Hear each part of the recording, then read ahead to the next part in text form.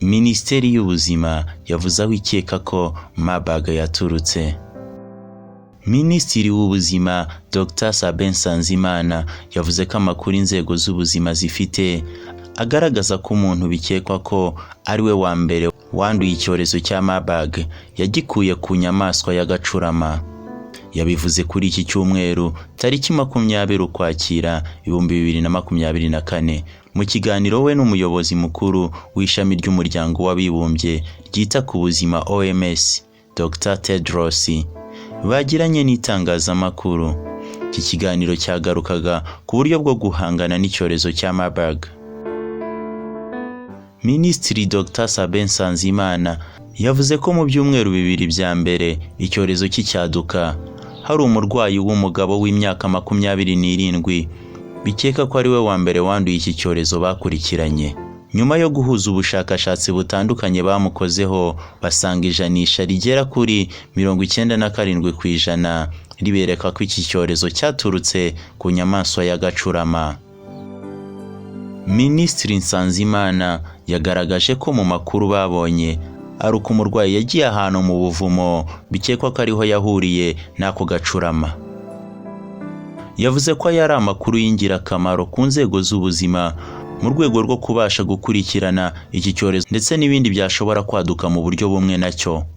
Dr Sabin Nsanzimana avuga ko bagikomeje ubushakashatsi kuri iki cyorezo mu rwego rwo kumenya neza ubwoko bw'inyamaswa cyaturutseho. Yavuze kandi ko hari amakuru babonye agaragaza ko ubwoko bw'icyorezo nk'iki cya Marburg cyabonetse mu Rwanda hari n'ahandi kigeze kuboneka mu karere u Rwanda ruherereyemo mu mwaka w'2014. Hashize iminsi 6 nta murwayi mushya ubonetse mu bipimo byagiye bifatwa mu Rwanda. Minisitiri w'Ubuzima Dr Sabin Nsanzimana yavuze ko hashize iminsi 5 nta murwayi n'umwe wandura icyorezo cya Marburg mu Rwanda. Kandi Nsanzimana yavuze ko mu bantu 62 bari banduye iki cyorezo nubwo hari abagera kuri 15 cyahitanye, ariko abenshi bakize kuko ubu bakiri kuvurwa ari 3 gusa. Minisiteri y'Ubuzima ivuga ko ikomeje ibikorwa byo gupima by'umwihariko kubinjira mu gihugu banyuze ku kibuga mpuzamahanga cy'indege cya Kanombe, ku buryo bizera ko nta muntu wabaca muri humye ngo yongere kuzana iki cyorezo mu Rwanda.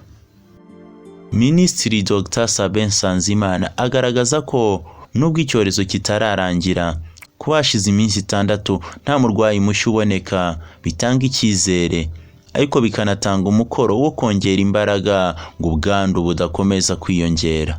Aho yabivuze muri aya magambo agira ati biratanga icyizere nubwo icyorezo kitararangira, ariko bikanatuma dukomeza imbaraga zose kugira ngo ahaba hakiri icyuho aba hakiri umuntu umwe wanduye n'urwaye tutaramenya tube twabasha kumugeraho, bityo tugere ku nsinzi mu buryo budatinze. Minisiteri y'Ubuzima ivuga ko abakize iki cyorezo bazakomeza gukurikiranirwa hafi kugira ngo harebwe ko nta bindi bibazo bahura nabyo bo nabo babana, kandi hirindwa ko bahabwa akato mu miryango baturukamo. Minisitiri Dr Sabin Nsanzimana asaba abanyarwanda kurushaho kwegera aba bakize Marburg bakababa hafi kugira ngo bumve ko umuryango nyarwanda bari hafi kuko banyuze mu bihe bitoroshye.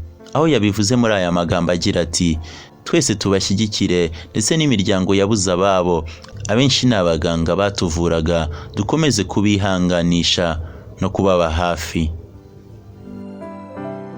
Aho umuyobozi mukuru wa OMS Dr Tedros yashimye intambwe u Rwanda rugezeho mu guhangana n'iki cyorezo, avuga ko ibikorwa byose bishingiye ku miyoborere myiza. Aho yabivuze muri aya magambo agira ati ku munsi w'ejo nahuye na Perezida Kagame kandi nasanze yiteguye gushaka ibisubizo kuri iki cyorezo. Ndagushimira cyane Perezida Kagame kubw'ubuyobozi bwawe bwiza. Dr Tedros kandi yashimye uburyo u Rwanda rukoresha ikoranabuhanga mu gukurikirana no guhanahana amakuru kuri iki cyorezo, ku buryo ibikenewe gukorwa bihita byihutishwa. Uyu muyobozi yaboneyeho gusaba ibihugu byahagaritse ingendo hagati yabyo n'u Rwanda cyangwa bigahagarika ibikorwa by'ubucuruzi kuba nta mpamvu ihari yo kugumishaho izo ngamba. Ubu mu barwayi 66 bagaragaweho ubwandu bwa Marburg, 15 barapfuye, 44 barakira, naho 3 bakaba bakiri kuvurwa. Minisiteri y'Ubuzima kandi igaragaza ko 2 muri abo bakivurwa aribo bari bagaragaje ibimenyetso bikomeye cyane, ndetse ko bahawe ubuvuzi bwihariye, kandi nabo bakaba bari hafi gukira bagasezererwa mu bitaro. Bayazana wa Marburg mu Rwanda benshi bibazaga ese yaba ari indengwe, se yaba yarakuye he iyi ndwara ya Marburg. Rero mu bushakashatsi Minisiteri y'Ubuzima yakoze biragaragara ko ubu burwayi bwaturutse ku gacurama, nubwo bwose nabo batarabyemeza neza 100%, ariko nabo baravuga ko 97% bigaragara ko iyi ndwara yaba yarayikuye ku gacurama aho yarari mu buvumo. Indi tumenya kubijyanye n'ubu bushakashatsi Minisiteri y'Ubuzima iri gukora kubijyanye na nyirabayazana w'iki cyorezo mu Rwanda, natwe twiteguye kubibasangiza kugira ngo turusheho gukomeza kwirinda. Roho nzima ikomeze gutura mu mubiri muzima. Imana ikomeze kubana namwe, turabakunda. Ubaye utarakora subscribe kuri OMORA TV, ndakwinginze kora subscribe kugira ngo tujye tubana umunsi ku munsi. Murakoze, turabakunda.